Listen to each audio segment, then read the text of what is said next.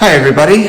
Today I'm going to talk about one of my favorite meditations, but be warned, it's not for the faint of heart.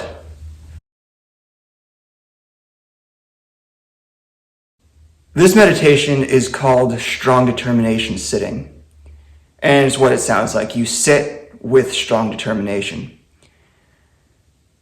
Essentially, the prompt is very straightforward. You take a seat and you resolve for some amount of time to not move. So this means that if you have an itch, you don't scratch it. If you get uncomfortable in your seat and it begins to hurt, you don't adjust your posture. If your back begins to ache, you don't move it at all. If you begin to drool a little, you let that happen. If your leg goes numb, so be it. So the purpose of this meditation is to basically provoke the mind into going crazy. So enlightenment is a matter of disidentifying with thoughts and sensations. Not the sort of thing where you try and get far away from them, like you're trying to repress them or something of that nature. But disidentify in the sense that you recognize them as not yourself. Paradoxically, the second half of enlightenment is then to recognize that they are part of yourself, but let's not get ahead of ourselves. So with strong determination sitting, you make the mind kind of unravel. And when you start sitting down, your mind may say things of, oh no, why are you doing this to me? This is absolutely terrible. Please stop. I don't want to do it. You can stop anytime. Why not just stop now? But if you stick with it and you just notice these things as they come, eventually they'll subside. Any itch that's left unscratched will die away. It may take some time, but it will. And your reactivity will also die away. Your desire to make things perfect will diminish. I have guided various people through this previously, and they've quite enjoyed it. It's a big task to start at the beginning, but once you get the hang of it, it's actually quite freeing. And it's often referred to as the fastest path to enlightenment.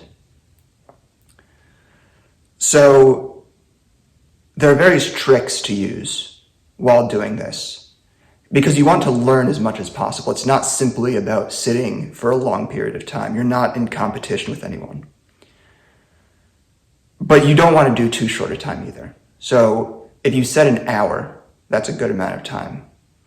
Some people will do 2 hours, some 3, some 8. These are now getting into the more extreme cases. My longest that I've done is just 2 hours.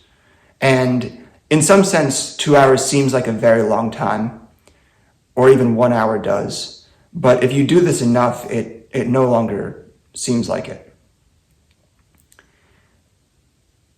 So the tricks to getting the most out of this meditation are the following.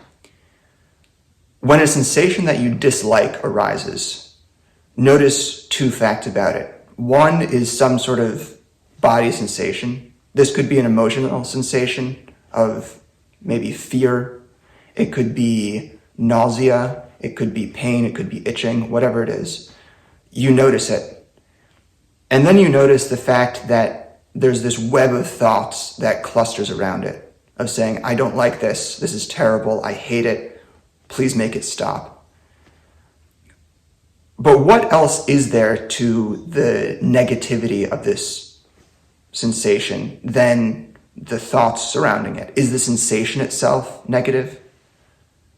The answer turns out to be no, but don't take my word for it. You should look into this yourself and notice that these sensations in and of themselves are inherently neutral. And so all of the negativity or apparent negativity comes from these thoughts that are arising that you fail to recognize as thoughts. So when the thoughts go unrecognized, you think they're you. You think, oh, I do truly hate this sensation and I want it to stop.